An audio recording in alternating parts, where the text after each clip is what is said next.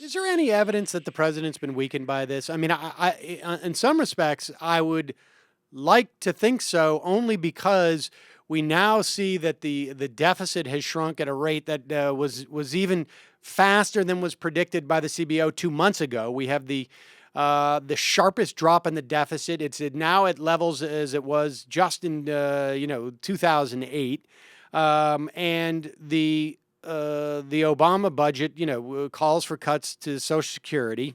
And, a weakened president would have that much harder of a time pushing that through a democratically controlled Senate if he thought that he needed the support of the senators who have already come out very strongly against this. I mean, so is there any evidence, though, that he's sort of politically weakened?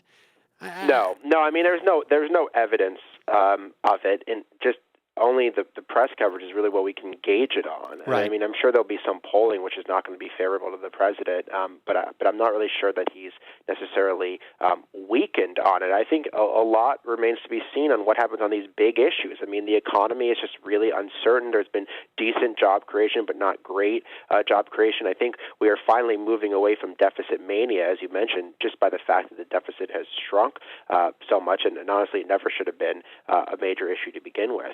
But I don't think we've turned the corner to really focusing on job creation in any sort of major way. It's not like Republicans have gotten religion on this and are suddenly backing the president's jobs plan. So, I mean, I think the job situation is going to be uneven for a while. And then there's just some major issues that are still out there that are moving through the pipeline, like immigration reform. I mean, I still think, despite the failure of gun control, I think if a decent version of immigration reform can pass, and the president can add, immigration reform to all the other things that he was able to do in the first term. I mean, I still think he's going to be considered a pretty successful president, and that's going to be a very big deal. And I don't think the scandals of this week have derailed something like immigration Not reform. even close.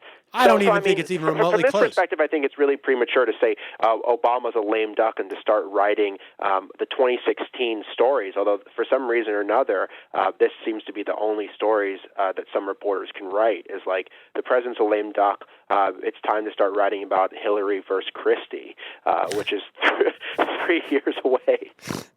I think immigration reform is running on a sort of a parallel track to anything else that is going on politically, because the bottom line is the need for Republicans to not be seen as obstructing immigration reform is still just as compelling as ever. The dynamic, the metrics on this have not changed one iota. And if anything, the least reported story of the week was this chair of the Hispanic outreach for the Republicans in Florida, not just saying I'm quitting, he became a Democrat.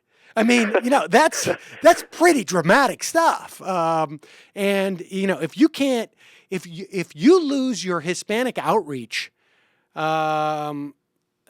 chief in Florida, you're in big trouble, right? I mean, because, it's not like the Hispanic outreach coordinator in California is going to impact the electoral outcome.